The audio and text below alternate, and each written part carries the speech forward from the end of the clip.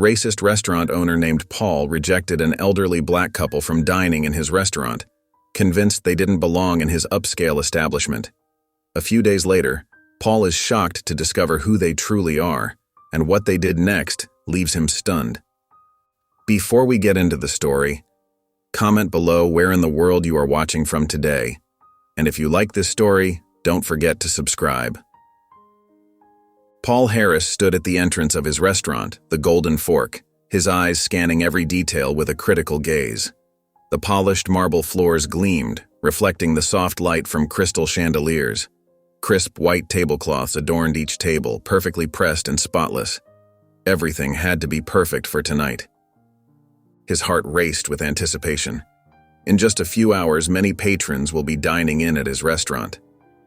Paul straightened his designer tie and smoothed down his tailored suit, a small smile of satisfaction playing on his lips. "Emily," he called out sharply to a passing waitress, "make sure the champagne is chilling at exactly the right temperature. Mr. Donovan only deserves the best." The young woman nodded quickly, her eyes wide. "Yes, Mr. Harris. Right away." As she scurried off, Paul's attention was drawn to a commotion outside. Through the large front windows, he saw a homeless man shuffling along the sidewalk, pushing a shopping cart filled with tattered belongings. Paul's lip curled in disgust. "Thomas," he snapped at the maitre d', "get rid of that eyesore before our patrons arrive. We can't have that sort of riffraff hanging around." Thomas hesitated for a moment. "Sir, he's not really causing any trouble." Paul cut him off with a sharp look. "Did I stutter? Our image is everything." As Thomas reluctantly headed outside, Paul turned back to survey his domain. He'd worked too hard, sacrificed too much to let anything stand in his way now. The Golden Fork was his ticket to the top, and he was determined to stay there. A warm feeling of pride swelled in his chest as he thought about how far he'd come. From humble beginnings, he'd built this place into the toast of the town. Now, he was on the cusp of even greater things. Paul allowed himself a small, satisfied smile. This was what success looked like, and he'd earned every bit of it. As the evening progressed, a sleek black car pulled up in front of the Golden Plate. Walter and Diane Matthews, an elegant couple in their 70s, stepped out onto the sidewalk. "Well, this certainly looks promising," Diane said, her eyes twinkling as she took in the restaurant's facade. Walter nodded, a small smile playing on his lips. "Indeed it does, my dear. Shall we?" As they approached the entrance, Walter held the door open for his wife. The couple had built a business empire together over the decades, but few people knew their faces. They preferred to keep a low profile, especially when considering new investments. Inside, the restaurant buzzed with activity. The air was filled with the clinking of glasses, the murmur of conversation, and the delicious aromas wafting from the kitchen. Walter and Diane exchanged a knowing glance. They had seen many restaurants in their time, but this one had a special energy to it. A young hostess greeted them with a warm smile. "Good evening. Do you have a reservation?" "We don't, I'm afraid," Walter replied softly. "We were hoping you might have a table available." The hostess looked uncertain for a moment, glancing at her reservation book. "Let me check with the manager. We're quite busy tonight, but I'll see what I can do." As she hurried off, Diane squeezed Walter's hand. "What do you think so far, dear?" Walter's eyes scanned the room, taking in every detail. "It's impressive, no doubt. But let's see how they handle unexpected guests. That's always telling." Paul Harris stood near the bar, surveying his bustling restaurant with pride. The Golden Plate was his life's work, and tonight it hummed with the energy of success. As he scanned the room, his eyes fell on an elderly couple who had just entered. Walter and Diane Matthews stood in the entryway, waiting for a response to accommodate them. Paul's brow furrowed as he assessed their appearance. Diane wore a checkered coat, a blouse, and a necklace that Paul suspected was fake, while Walter was in a simple suit and black pants. In Paul's eyes, wearing an ill-fitting old suit and tie that looked borrowed, they seemed out of place among his usual well-heeled clientele. He quickly made his way to the hostess stand where the woman was about to check for an available table. "I'll handle this," Paul said quietly, dismissing her with a wave. Plastering on his most charming smile, Paul approached the couple. "Good evening," he said smoothly. "I'm Paul Harris, the owner. I understand you're hoping for a table?" Walter nodded, his expression calm and dignified. "Yes, if it's possible. We've heard wonderful things about your restaurant." Paul's smile didn't waver, but his eyes hardened slightly. He glanced around the room, noting several empty tables that were being held for later reservations. In his mind, these were meant for the right kind of customers, not an elderly couple in old clothes who might bring down the tone of his establishment. "I'm terribly sorry," Paul said, his voice oozing false regret. "We're fully booked for the evening. Perhaps I could recommend a lovely diner just down the street. They have excellent comfort food." Diane's eyebrows rose slightly, and she exchanged a look with Walter. They had both noticed the empty tables scattered throughout the restaurant. Paul, oblivious to their silent communication, continued. "It's just that we have a very particular clientele, you understand. We cater to a certain ambiance." Walter's expression remained neutral, but there was a flicker of something, disappointment, perhaps, in his eyes. "I see," he said quietly. "Thank you for your time, Mr. Harris." As the couple turned to leave, Paul felt a twinge of satisfaction. He had maintained the exclusive atmosphere of the Golden Plate. Little did he know that he had just turned away two of the most influential investors in the city, all because of his narrow-minded assumptions. Walter and Diane stepped out of the Golden Plate, the cool evening air a stark contrast to the stuffy atmosphere they'd just left behind. They walked in silence for a few moments, their steps slow and measured. Diane was the first to speak, her voice soft but tinged with disappointment. "Well, that was certainly an experience, wasn't it?" Walter nodded, his wise eyes clouded with a mix of emotions. "Indeed it was, my dear. Not quite what we were hoping for." They continued down the sidewalk, their hands finding each other's in a gesture of comfort and unity. The street was busy with people enjoying the night, but the couple seemed to exist in their own quiet bubble. "You know," Diane said, her tone thoughtful, "I can't help but wonder how many others have been turned away like that. People with dreams, ideas, potential." Walter squeezed her hand gently. "It's a shame, really. Mr. Harris doesn't realize what he's missing out on by judging folks so quickly." They paused at a street corner, waiting for the light to change. Diane looked up at her husband, a small smile playing on her lips. "Should we have told him who we are?" Walter chuckled softly, shaking his head. "No, I don't think so. Not yet, anyway. Sometimes people need to learn their lessons the hard way." As they crossed the street, Diane's expression grew determined. "You're right. But that doesn't mean we can't do something about it." Walter nodded, a spark of interest in his eyes. "What did you have in mind, my love?" "Well," Diane said, her voice lowering conspiratorially, "we came here to observe, didn't we? I think we've seen enough to make a decision.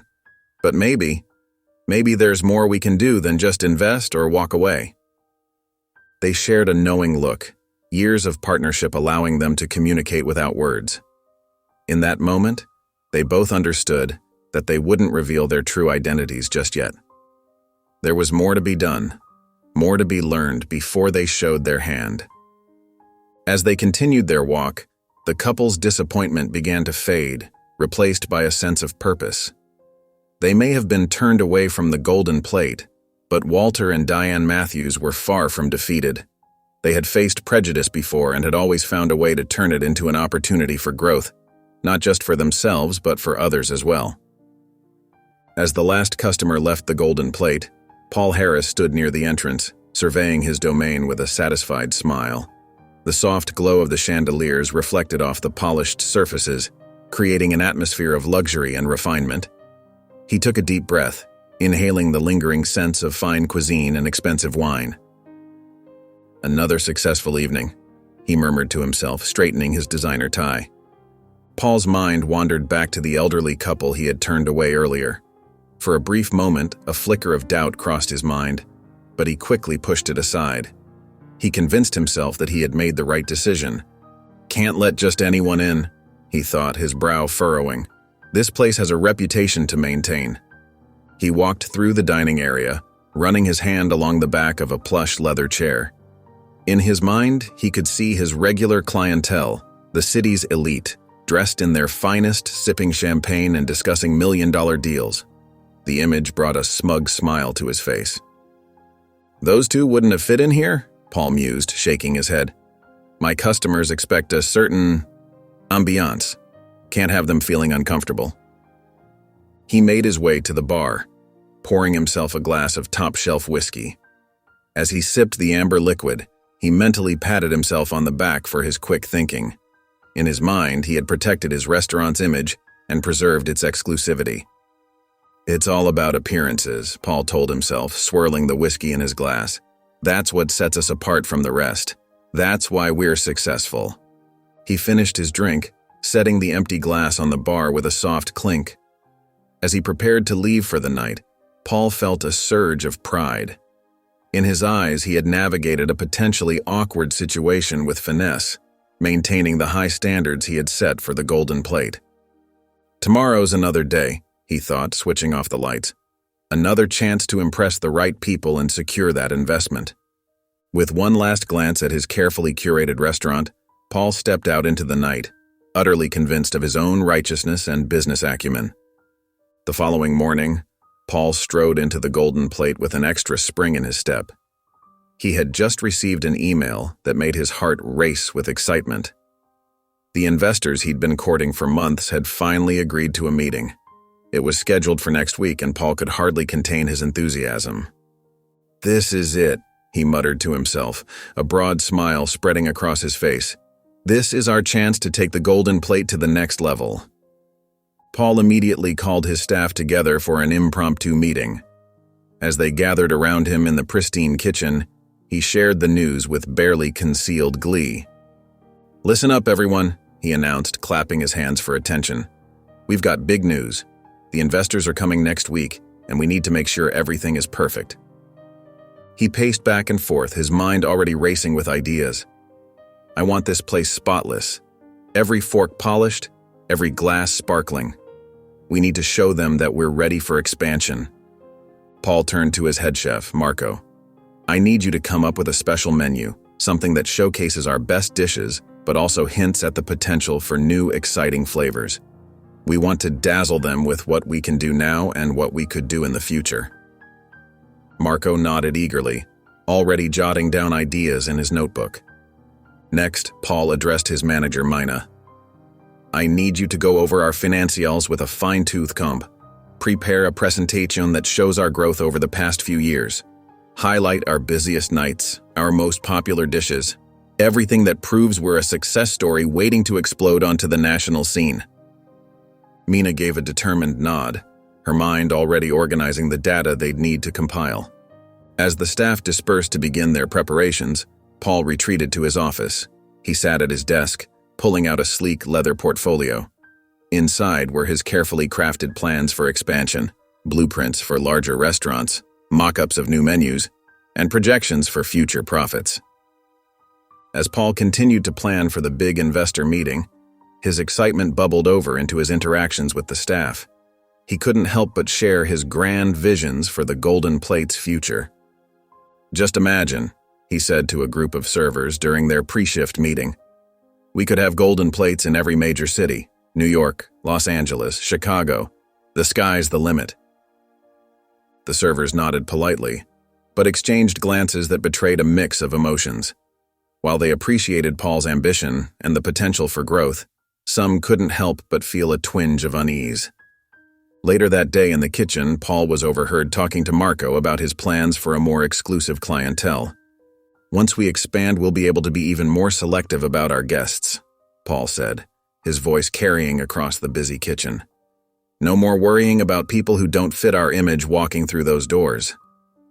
Mina, who was nearby reviewing some paperwork, frowned slightly at Paul's words. She remembered the elderly couple from the previous night and how they had been turned away. It didn't sit right with her, but she hesitated to speak up. During their break, a few staff members gathered in the small employee lounge, their conversation inevitably turning to Paul's grand plans and recent behavior.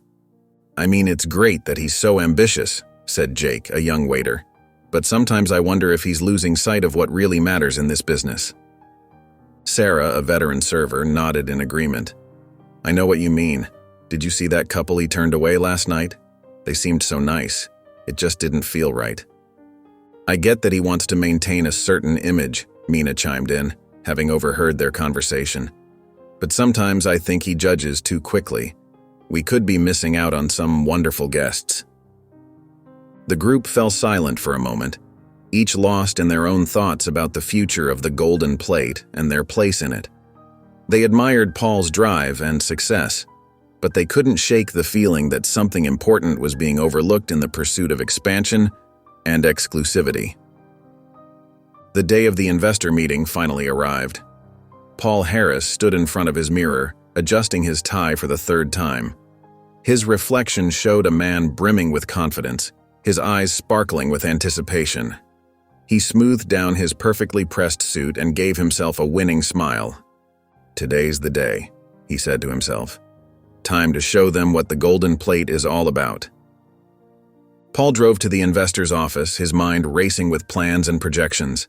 He'd rehearsed his pitch countless times, and he was sure it was flawless. As he walked through the lobby, his shoes clicked against the polished marble floor, echoing his determination. The receptionist greeted him with a smile. "Mr. Harris, they're ready for you in the conference room." Paul nodded, his charm already on full display. "Thank you, I appreciate it." He took a deep breath before pushing open the heavy wooden door. The conference room was impressive, with floor-to-ceiling windows offering a stunning view of the city. At the far end of a long table sat 3 people, their expressions neutral as they watched him enter.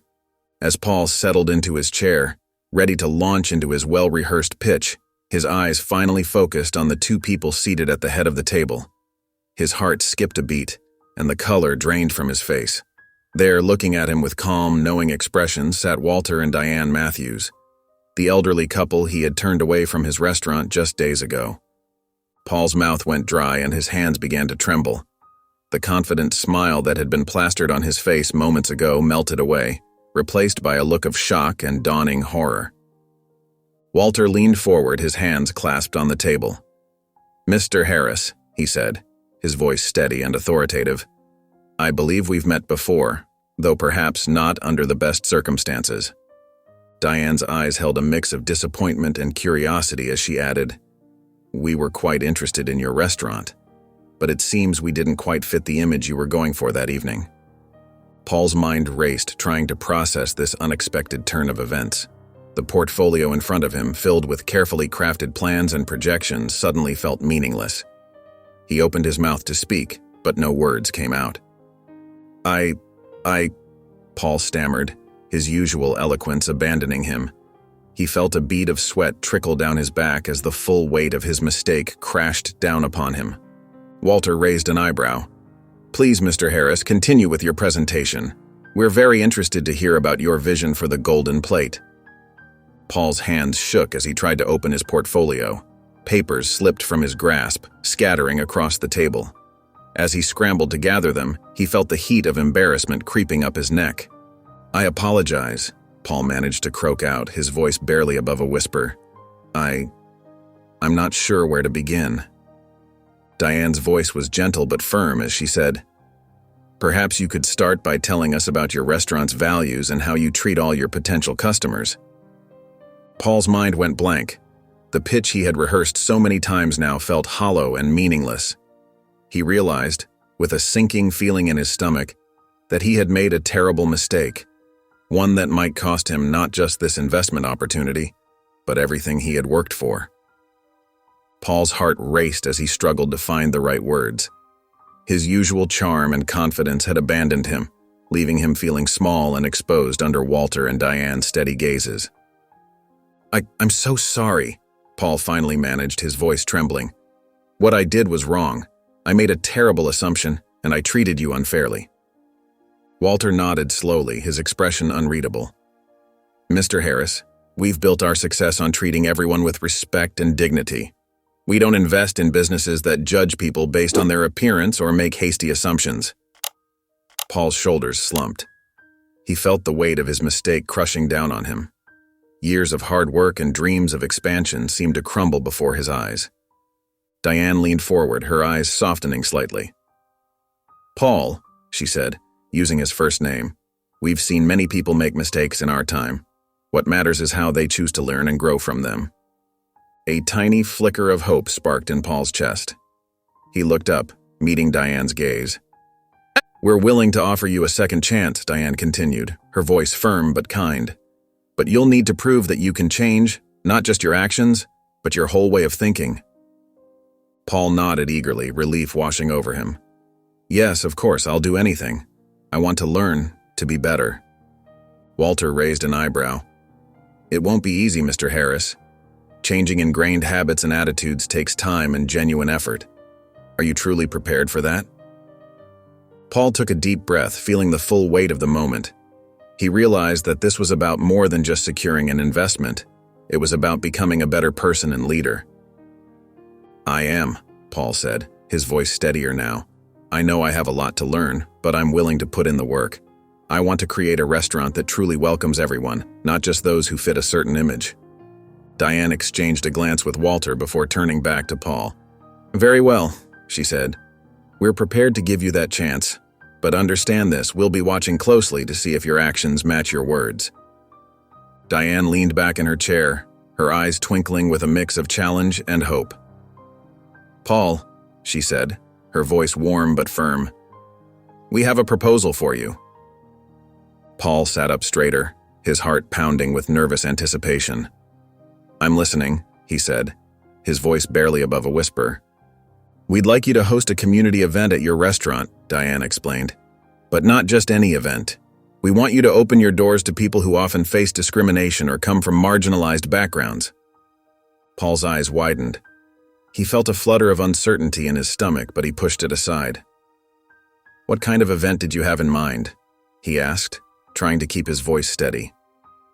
Walter chimed in, his deep voice resonating in the room. "A dinner, perhaps, or a mixer. The important thing is that you create a welcoming space for everyone, regardless of their appearance, background, or social status." Diane nodded in agreement.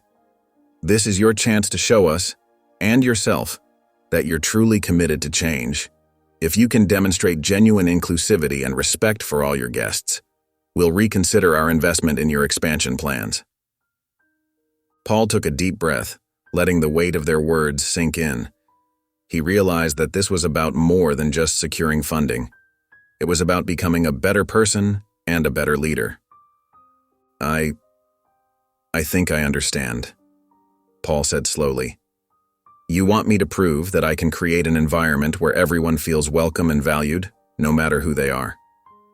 "Exactly," Diane said with a smile. "It's not just about saying the right things, Paul. It's about taking action and truly opening your heart to others." Paul nodded, feeling a mix of nervousness and determination. "Okay," he said, his voice growing stronger. "I'll do it. I want to learn and grow from this experience." Walter leaned forward, his expression serious but not unkind. "Remember, Paul, this isn't just about one night. We'll be looking for lasting change in how you run your business and treat people." "I understand," Paul replied, meeting Walter's gaze. "I'm ready to put in the work and make real changes. Not just for the investment, but because it's the right thing to do." Diane's smile widened. "That's what we like to hear, Paul. Now let's talk about the details of this event." Paul left the meeting with Walter and Diane, his mind racing. The weight of his past actions hung heavy on his shoulders, but the promise of their investment kept him moving forward. He knew he had to make this community event work, not just for his business, but to prove he could change. Back at the restaurant, Paul gathered his staff. "We're going to host a special event," he announced, trying to sound enthusiastic. "It's going to be different from our usual crowd." His employees exchanged curious glances. Paul took a deep breath and continued. "We're opening our doors to people from all walks of life. people who might not usually come here. As he spoke, Paul's eyes darted around the room, taking in the polished surfaces and expensive decor. He couldn't help but wonder how this event might affect the image he'd worked so hard to cultivate. Over the next few days, Paul threw himself into planning. He pored over guest lists, menu ideas, and marketing strategies. But even as he worked, a nagging voice in the back of his mind kept reminding him of the real reason for all this effort. "Just impress the investors," he muttered to himself one evening, hunched over his desk. "Show them what they want to see, and the expansion is as good as done." Paul's staff noticed his increased intensity. They watched as he obsessed over every detail, from the table settings to the background music. But something was off. His focus seemed less on creating a welcoming atmosphere and more on putting on a perfect show. One afternoon, as Paul was critiquing the event menu for the third time, his head chef, Maria, spoke up. "Boss, can I ask you something?" she said hesitantly. Paul looked up, distracted. "What is it?" "This event. It's supposed to be about making everyone feel welcome, right? But it feels like we're just putting on another fancy dinner for rich folks. Are we really changing anything?" Paul stared at Maria, her words hitting him like a splash of cold water. He opened his mouth to argue, but no words came out. Deep down, he knew she was right.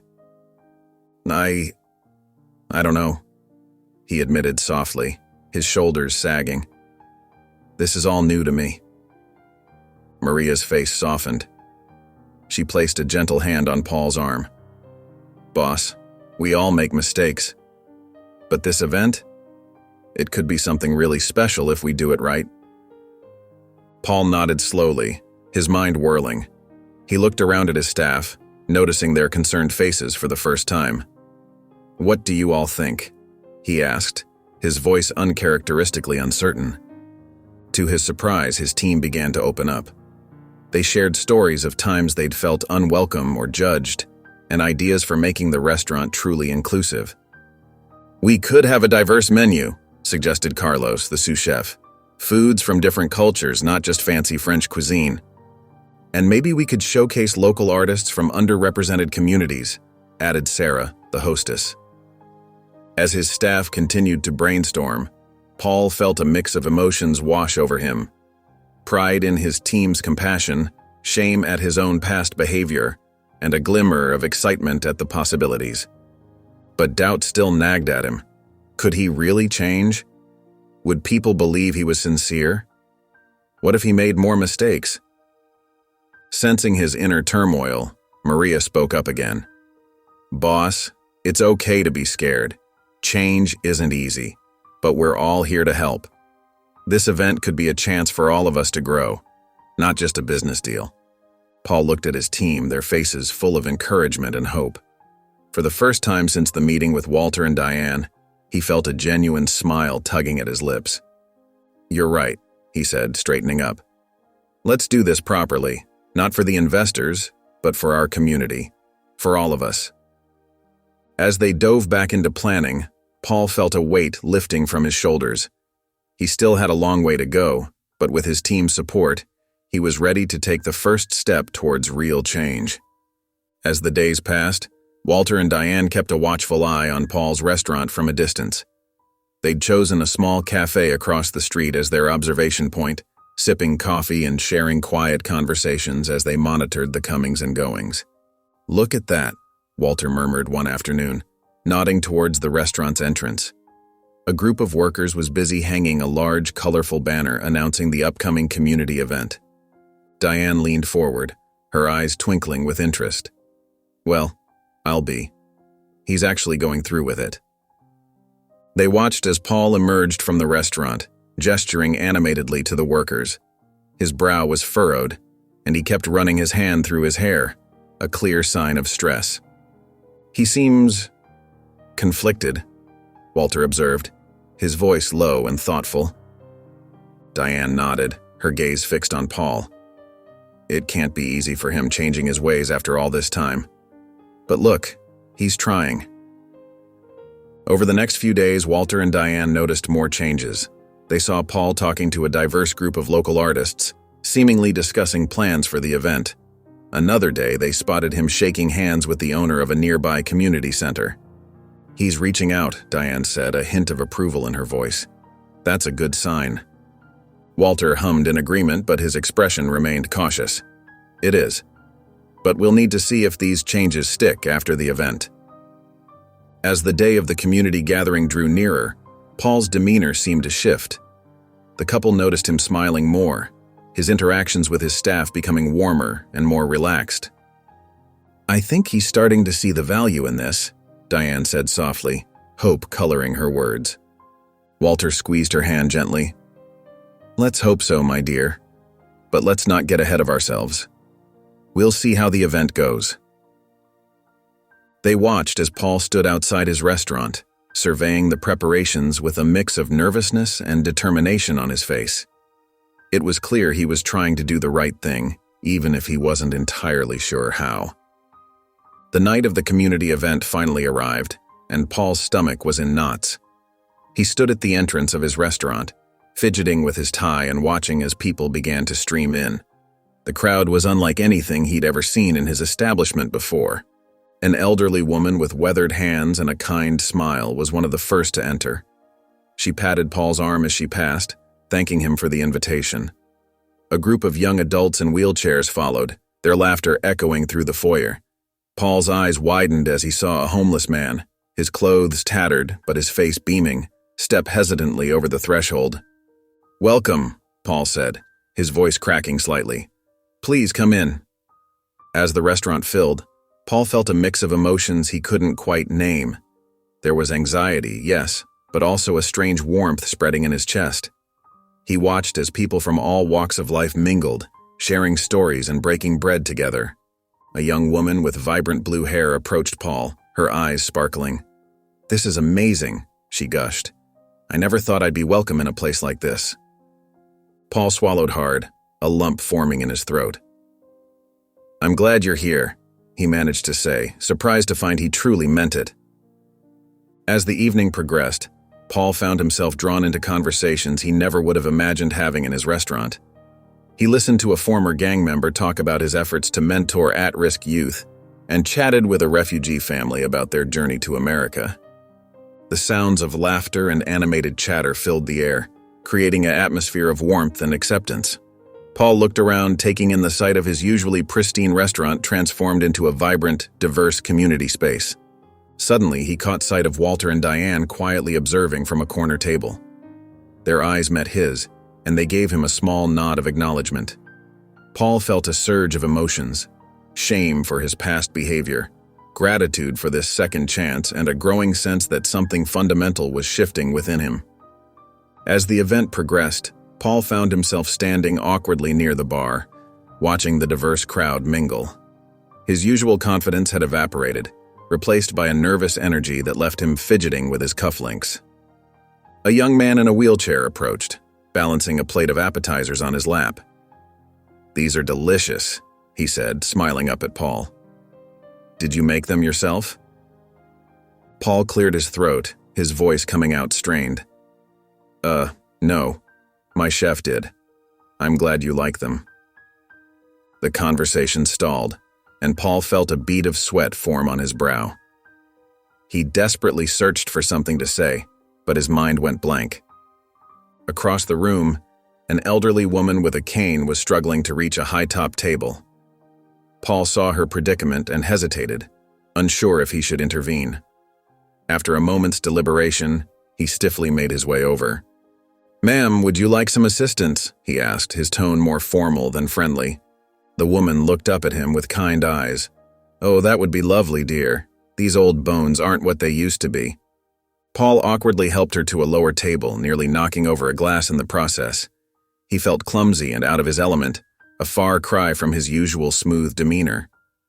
As he moved through the crowd, Paul found himself in conversation after conversation that left him feeling out of depth. He nodded politely as a group of immigrants shared stories of their home countries, but struggled to find common ground or ask meaningful questions. When a homeless man approached him to express gratitude for the meal, Paul's discomfort was palpable.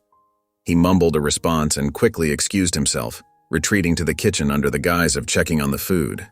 Standing alone in the bustling kitchen, Paul took a deep breath. He could hear the laughter and chatter from the dining room, a stark contrast to the tension he felt in his own body. He realized that despite his initial agreement to host this event, he was woefully unprepared for the reality of engaging with people whose lives were so different from his own. As Paul stood in the kitchen, trying to gather his composure, he heard the door swing open behind him. He turned to see a woman in her mid-40s, dressed in simple but neat clothes, entering with an empty tray. "Excuse me," she said softly. "I was just looking for a place to put this." Paul nodded, gesturing to a nearby counter. "Of course, you can leave it there." The woman smiled gratefully and set down the tray. As she turned to leave, she paused, looking at Paul with a hint of recognition in her eyes. "You're the owner, aren't you?" Paul nodded, his discomfort evident. "Yes, I am." The woman's smile widened. "I just wanted to thank you for hosting this event. It means more than you might realize." Something in her tone made Paul pause. "Oh?" he asked, his curiosity piqued despite his unease. She nodded, leaning against the counter. "I've been turned away from places like this before," she admitted. "People see my clothes or my skin color and make assumptions. It's not easy."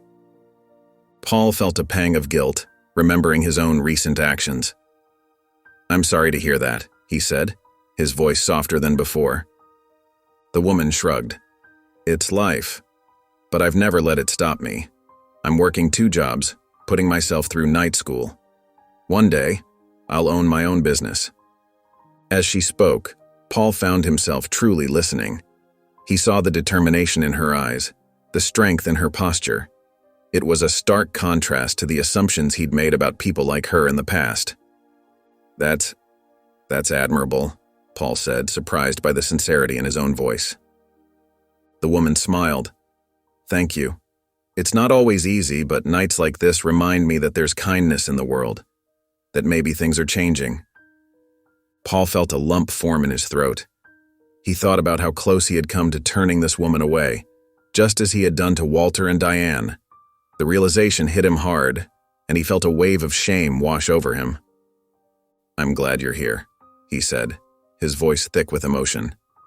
"Thank you for sharing your story with me." The woman reached out and patted his arm gently. "Thank you for listening. It means more than you know." As she turned to leave, Paul stood there, visibly moved by her words. He felt something shift inside him, a crack in the wall of prejudice he had built around himself. For the first time that night, he felt a genuine desire to connect with his guests, to learn from them rather than judge them. As the evening progressed, Paul found himself drawn into more conversations with the guests. Each interaction chipped away at the walls he had built around his heart and mind. An elderly man with weathered hands and a kind smile approached Paul. "This food is delicious," he said, his eyes twinkling. "Reminds me of the meals my grandmother used to make." Paul smiled, genuinely touched. "Thank you. That's quite a compliment." The man nodded.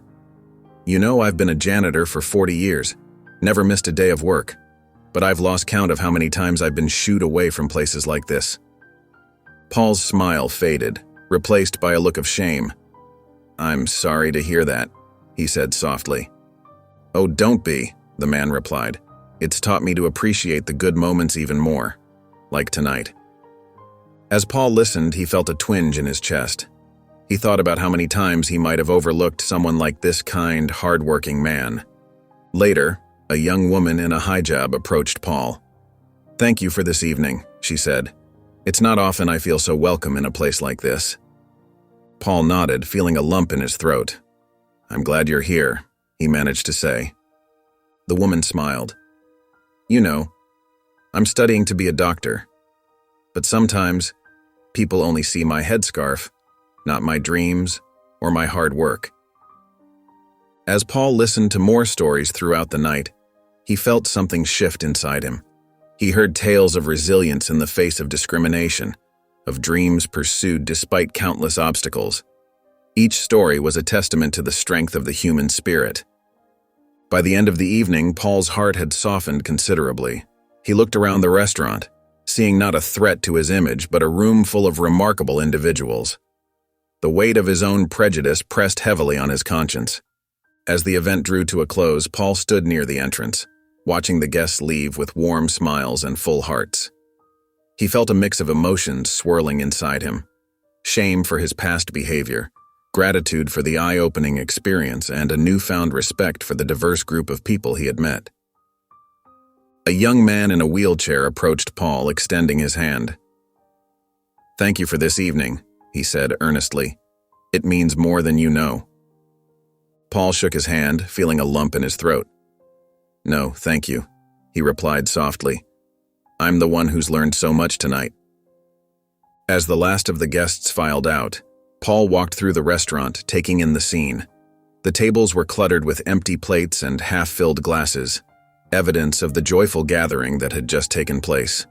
He paused, realizing that the mess didn't bother him as it might have before. Instead, it felt like a testament to the warmth and connection that had filled his restaurant. Paul's staff gathered around him, their faces beaming with pride. "That was amazing, boss," one of them said. "Did you see how happy everyone was?" Paul nodded, a small smile playing on his lips. "I did," he replied. "And I saw so much more than that.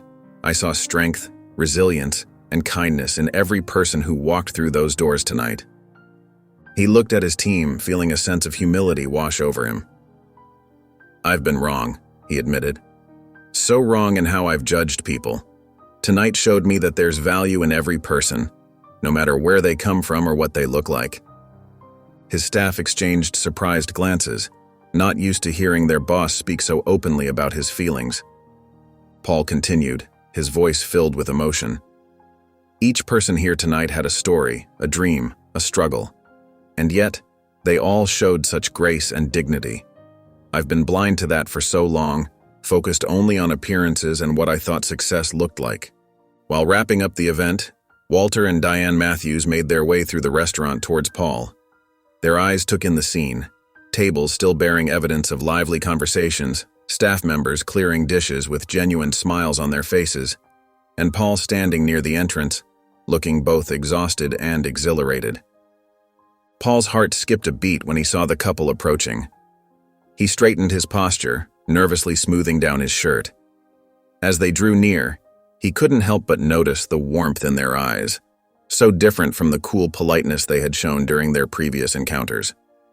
"Mr. and Mrs. Matthews," Paul greeted them, his voice tinged with a mix of respect and apprehension. I hope you found the evening satisfactory." Walter nodded, a slight smile on his face. "It was quite an event, Mr. Harris," he said, his deep voice calm and measured. "We've been observing throughout the night." Diane chimed in, her tone gentle but firm. "We've seen quite a transformation in you, Paul. The way you interacted with the guests, really listened to their stories. It was a far cry from the man we first encountered." Paul felt a lump form in his throat. "I can't begin to express how sorry I am for my behavior that day," he said, his voice thick with emotion. "I was so wrong, so blind. This event, these people, they've opened my eyes to so much." Walter placed a reassuring hand on Paul's shoulder. "What matters now is what you do with this new understanding," he said. "Change isn't easy, but it's clear you've taken the first steps." "We're impressed with the effort you've put in," Diane added, her eyes twinkling. "It's not often we see someone willing to confront their own prejudices so openly." Paul nodded, feeling a mix of relief and anxiety. "Thank you," he said softly. "I know I still have a long way to go, but I'm committed to doing better, to being better." Walter and Diane exchanged a glance, a silent communication passing between them. "We appreciate your honesty, Paul," Walter said. Paul, feeling a mix of nervousness and gratitude, said to Walter and Diane, "I'd be honored if you'd join me for a private dinner here at the restaurant," he said, his voice slightly shaky. "I'd love to hear more about your experiences if you're willing to share." The couple exchanged a warm glance before Diane replied, "We'd be delighted, Paul. Thank you for the invitation." A few days later, Paul welcomed Walter and Diane into a cozy, private dining room. The table was set elegantly, with soft candlelight casting a warm glow. As they settled in, Paul felt a strange mix of emotions: respect, curiosity, and a lingering sense of shame for his past behavior. As the first course was served, Walter leaned back in his chair, his eyes distant with memory. "You know, Paul," he began, his deep voice quiet but firm, "when Diane and I started our business, we faced more closed doors than open ones." Diane nodded, reaching out to squeeze her husband's hand.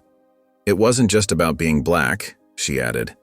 "It was about being black and ambitious in a world that didn't expect much from us." Paul listened intently, his food forgotten. Walter continued. "There was this one time, early in our career, when we went to a bank for a loan. The manager took one look at us and assumed we were there to clean the place." Diane's eyes sparkled with a mix of humor and old pain. "We were dressed in our Sunday best, briefcase in hand, and he still couldn't see past the color of our skin." Paul felt a pang of guilt, recognizing his own recent behavior in the story. "How did you handle it?" he asked softly. Walter smiled, a look of quiet pride on his face. "We didn't get angry. We didn't leave. Instead, we calmly sat down and proceeded to give the most impressive business pitch that manager had ever seen." "It wasn't easy," Diane added, "but we knew that changing minds would take patience and perseverance. We had to be twice as good to get half as far." As the evening progressed, Walter and Diane shared more stories, tales of determination, of small victories and crushing setbacks, of learning to rise above prejudice with grace and dignity. Paul listened, his heart heavy with newfound understanding and respect. As the main course arrived, Walter and Diane continued to share their experiences. Their words painted a vivid picture of a world that had often been unkind, yet they spoke without bitterness. "There was this time," Walter recalled, his eyes twinkling with a mixture of amusement and old pain, "when we had just landed a big contract. We went to celebrate at a fancy restaurant, not unlike this one." Diane nodded, picking up the story. "The host took one look at us and tried to direct us to the kitchen entrance. He assumed we were there to apply for jobs, not to dine." Paul winced, the story hitting close to home. He thought of his own recent actions and felt a wave of shame wash over him. Walter continued, "We've lost count of the times people have assumed Diane was my assistant rather than my equal partner and co-CEO. Or the times when clients would speak only to Walter, completely ignoring me," Diane added. "As if being a woman in black made me invisible or incapable." Paul leaned forward, hanging on their every word. He was struck by how closely their experiences echoed the stories he'd heard at the community event. The woman who'd shared her story of discrimination came to mind, and he felt a newfound connection to her struggle. "How did you keep going?" Paul asked, his voice barely above a whisper. Walter smiled, a look of quiet strength on his face. "We knew we had something valuable to offer. We couldn't let other people's narrow-mindedness stop us from achieving our dreams." Diane reached out and patted Paul's hand. "And we knew that every time we succeeded, we were opening doors for others who would come after us." As Paul listened, he felt a profound shift within himself. The stories from Walter and Diane, combined with what he'd learned at the community event, were changing him. He began to see the world through new eyes, understanding the weight of prejudice and the strength it took to overcome it. Paul sat back in his chair, his eyes glistening with unshed tears. The weight of Walter and Diane's words settled heavily on his heart, mixing with the memories of the community event. He took a deep breath, his hands trembling slightly as he placed his napkin on the table. I don't know what to say," Paul began, his voice thick with emotion. "Listening to your experiences, hearing about the obstacles you've faced, it's opened my eyes in ways I never expected." Walter and Diane exchanged a gentle look, giving Paul the space to continue. "I'm deeply ashamed of how I treated you when you first came to my restaurant," Paul admitted, his cheeks flushing with embarrassment. "And not just you, but countless others I've judged unfairly over the years." He paused, gathering his thoughts. "The community event, and it changed everything for me. I met so many incredible people, each with their own story of resilience and strength. It made me realize how narrow-minded I've been, how much I've missed out on by judging people based on appearance or assumptions. Paul's voice grew stronger as he continued. I've been running this restaurant thinking I knew what success looked like. But now I see that true success isn't just about profits or exclusivity. It's about creating a place where everyone feels welcome and valued. Diane reached out and patted Paul's hand again, offering a reassuring smile. Recognition is the first step towards change, Paul. You're right, Paul nodded, a look of determination settling on his face. And I want to change. I want to do better, not just for the sake of business, but because it's the right thing to do. Walter and Diane exchanged a meaningful glance, their eyes conveying a silent conversation. After a moment, Walter cleared his throat and leaned forward, his wise eyes fixed on Paul. Paul, Walter began, his voice steady and warm. We've seen a remarkable change in you. Your willingness to learn and grow is commendable. Diane nodded in agreement, her kind smile lighting up her face. We believe in second chances and we believe in you, Paul. Paul's heart raced, hope blossoming in his chest. He held his breath, waiting for their next words. We've decided to invest in your restaurant, Walter announced, his tone both serious and encouraging. Paul's eyes widened, a mixture of relief and joy washing over him. Thank you, he breathed, barely able to contain his excitement. I promise you won't regret this decision. Diane raised her hand gently, signaling there was more to be said. However, she continued, her voice soft but firm, our investment comes with a moral expectation. Paul straightened in his chair, giving them his full attention. He knew this was about more than just money now. We want you to continue promoting inclusivity and supporting your community, Walter explained. This isn't just about expanding your business, Paul. It's about creating a place that welcomes everyone and gives back to the community that supports it. Diane added, We've seen the positive impact you can have when you open your heart and your doors to all people. We want to see that continue and grow. Paul nodded earnestly, his eyes shining with determination. I understand completely, he said, his voice filled with conviction. And I want you to know, this isn't just about securing your investment. What I've learned, the people I've met, it's changed me. I want to do better, to be better. Walter and Diane smiled, pleased by Paul's sincerity.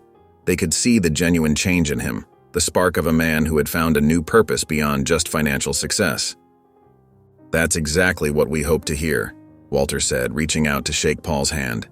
Together we can create something truly special. A restaurant that not only serves great food, but also serves its community. Paul's heart swelled with gratitude and excitement as he left the meeting with Walter and Diane. The weight of their trust in him felt both thrilling and daunting. As he walked back to his restaurant, his mind raced with ideas and possibilities. The first thing Paul did when he arrived was to gather his staff. He stood before them, his eyes bright with newfound purpose. We've got some big changes coming, he announced, his voice filled with enthusiasm. And I'm going to need all of your help. He shared the news of the investment and the promise he'd made to Walter and Diane. Some of the staff exchanged surprised glances, remembering Paul's previous attitude. But as they listened to him speak, they could see the genuine change in their boss. From now on, Paul continued, our doors are open to everyone. No more judgments based on appearances or assumptions. We're going to create a place where all people feel welcome and valued. Over the next few days, Paul threw himself into planning. He sat for hours at his desk, scribbling notes and making phone calls. He reached out to local community leaders, seeking their input on how the restaurant could better serve diverse groups. One afternoon, Paul found himself staring at the restaurant's menu. He realized it didn't reflect the diversity he now wanted to embrace. With a determined nod, he picked up the phone and called his head chef. We need to revamp our menu, Paul explained excitedly. Let's incorporate dishes from different cultures, create options for various dietary needs. I want our food to be as welcoming as our atmosphere. The chef, initially surprised, quickly warmed to the idea. Together, they began brainstorming new recipes and flavor combinations that would appeal to a wider range of palates. Paul also decided to redesign the restaurant's interior. He wanted to create a space that felt warm and inviting to all. He hired a diverse team of local artists to create murals celebrating the community's rich cultural tapestry. As the changes began to take shape, Paul felt a sense of pride, unlike anything he'd experienced before. This wasn't just about making money anymore. It was about creating a place that truly mattered to people, a place that brought them together. With Walter and Diane's guidance and support, Paul set out to make his restaurant a beacon of inclusivity in the community. He decided to launch a monthly event that would bring people from all walks of life together under one roof. Paul reached out to local charities, eager to partner with them for this new initiative.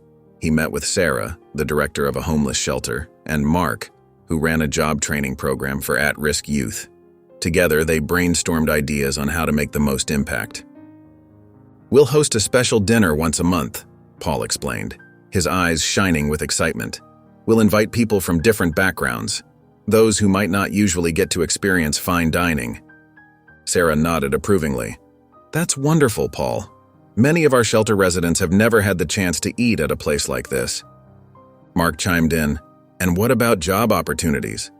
Some of these folks just need a chance to prove themselves." Paul smiled, feeling a warmth spread through his chest. "Absolutely. We'll offer employment opportunities too. Maybe start with internships or part-time positions." The first community event was set for the following month. Paul and his staff worked tirelessly to prepare. They created a welcoming menu that catered to various dietary needs and cultural preferences. The restaurant was decorated with colorful banners proclaiming "All are welcome here." On the night of the event, Paul stood nervously at the entrance, greeting each guest with a warm smile. People from all corners of the community streamed in, families from the shelter, young adults from Mark's program, elderly folks from the local senior center, and others who had heard about the event. As the evening progressed, Paul moved from table to table, listening to stories and sharing laughs. He saw friendships forming between unlikely pairs, a businessman deep in conversation with a formerly homeless veteran, a teenager teaching an elderly woman how to take a selfie. At one point, Paul caught sight of Walter and Diane sitting quietly in a corner, observing the scene with proud smiles. They gave him a thumbs up, and Paul felt a surge of gratitude for their guidance and belief in him. As the months passed, Paul's restaurant transformed into a hub of inclusivity and compassion. The monthly community events became a highlight for many in the area, drawing people from all walks of life to share meals and stories. Paul's once narrow view of success began to shift. He no longer measured his worth solely by the restaurant's profits or the exclusivity of his clientele. Instead, he found joy in the smiles of those who had never before felt welcome in such an establishment. One evening, as Paul watched a group of teenagers expertly serving tables, he felt a swell of pride. These young people, once overlooked by society, were now thriving under his mentorship. "You've really turned things around here," Walter said, appearing at Paul's side. Paul nodded, his eyes misty. "I never knew success could feel like this," he admitted. Diane joined them, beaming. "It's not just about the food anymore, is it?" "No," Paul agreed. "It's about the people, the community." The restaurant's reputation grew, not just for its exquisite cuisine, but for its heart. Local businesses began to take notice, inspired by Paul's example. Some even reached out, asking how they too could make a difference. Paul found himself speaking at community events, sharing his journey from exclusivity to inclusivity. He spoke honestly about his past mistakes and the valuable lessons he'd learned. "Success isn't just about what you achieve for yourself," he'd say. "It's about lifting others up along the way." As the restaurant flourished, so did the community around it. Paul initiated a scholarship program for aspiring chefs from underprivileged backgrounds. He partnered with local farmers to source ingredients, supporting small businesses in the process. The once empty tables that Paul had been so protective of were now filled with a diverse array of patrons. Laughter and animated conversations filled the air, creating a warm and welcoming atmosphere that was palpable to anyone who walked through the doors. Paul's definition of success had expanded. It now included the single mother who found stable employment in his kitchen, the homeless veteran who regained his confidence as a host, and the at-risk youth who discovered their passion for culinary arts. Word of the restaurant's transformation spread quickly through the city. People from all walks of life began to flock to Paul's establishment, drawn not just by the delicious food, but by the warm sense of community it fostered. On any given night, the restaurant buzzed with a diverse mix of patrons. Businessmen in crisp suits sat next to families with young children. Elderly couples shared tables with college students. The air was filled with laughter and animated conversations in various languages. Martha, a single mother who had once felt out of place in upscale restaurants, now felt right at home. She brought her son, Mike, every Friday night as a special treat. "This place makes us feel like we belong," she told Paul one evening, her eyes brimming with tears of gratitude. The restaurant's reputation grew beyond its food. It became known as a place where strangers became friends, where differences were celebrated, and where everyone was treated with respect and kindness. Local community leaders began to take notice. They saw how Paul's restaurant was bringing people together and breaking down social barriers. City council members, religious leaders, and activists all praised the establishment as a model of inclusivity. Even those who had once turned their noses up at the idea of dining alongside a more diverse crowd found themselves drawn in by the restaurant's infectious atmosphere.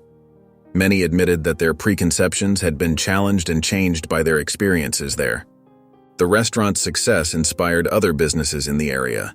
Cafes, bookstores, and shops began to adopt similar inclusive practices, creating a ripple effect throughout the community. Paul watched in awe as his restaurant became more than just a place to eat. It had become a symbol of unity in a divided world, a beacon of hope for those who had long felt excluded. Paul sat in his office late one evening, gazing out the window at the bustling restaurant below. The laughter and chatter of diverse voices drifted up to him, filling his heart with a warmth he'd never known before. He thought back to the man he used to be, driven, ambitious, but so narrow-minded. A sad smile played on his lips as he remembered how he'd once turned away Walter and Diane, judging them solely on their appearance. The memory stung, but it also served as a powerful reminder of how far he'd come. Paul's eyes fell on a framed photo on his desk. It was from the first community event he'd hosted, the one that had changed everything. In the picture, he stood surrounded by people from all walks of life, young and old, rich and poor, of every race and background. The joy on their faces was palpable, and Paul remembered how that night had opened his eyes to a world he'd been blind to for so long. He thought about the countless stories he'd heard since then, stories of struggle, resilience, and triumph. Each one had chipped away at his preconceptions, revealing the inherent worth and dignity of every individual who walked through his doors. As he reflected, Paul realized that his definition of success had undergone a profound transformation. It was no longer about the number of restaurants he owned or the size of his bank account. True success, he now understood, was measured by the lives he touched and the community he helped build. He thought about Martha and Mike, regulars who had become like family. He remembered the tears in Martha's eyes when she told him how welcome they felt. It was moments like these that filled Paul with a sense of purpose he'd never experienced in all his years of chasing financial success. Paul stood up and walked to the window, looking out at the city lights. He felt a deep sense of gratitude wash over him, gratitude for Walter and Diane, who had seen potential in him even when he was at his worst. Gratitude for his staff, who had supported him through his journey of change, and gratitude for every person who had shared their story with him, helping to expand his heart and mind. As the sun dipped below the horizon, casting a warm glow through the restaurant's windows, Paul stood at the entrance, greeting guests with a genuine smile. This community event was different from the others. Walter and Diane were here, not as investors but as honored guests and friends. The restaurant buzzed with lively chatter and laughter. People from all walks of life mingled, sharing stories over plates of delicious food.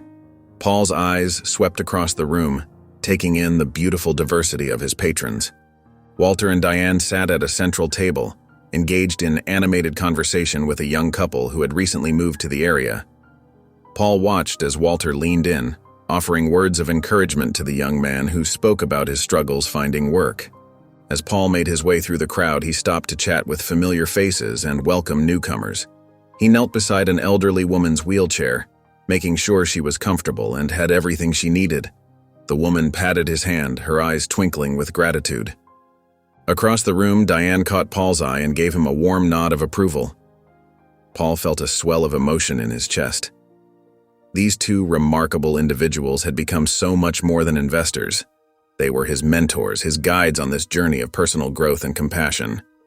Paul paused for a moment, taking in the scene before him. The restaurant was filled with a tapestry of humanity, young and old, rich and poor, people of all races and backgrounds. They were laughing, sharing, and connecting in a way that would have been unimaginable to the Paul of just a few months ago. As he stood there, Paul felt a profound sense of fulfillment wash over him.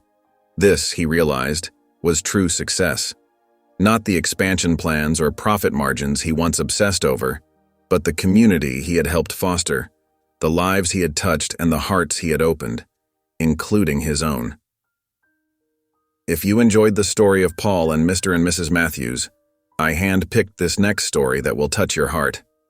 Please don't miss this one. Click here to watch it.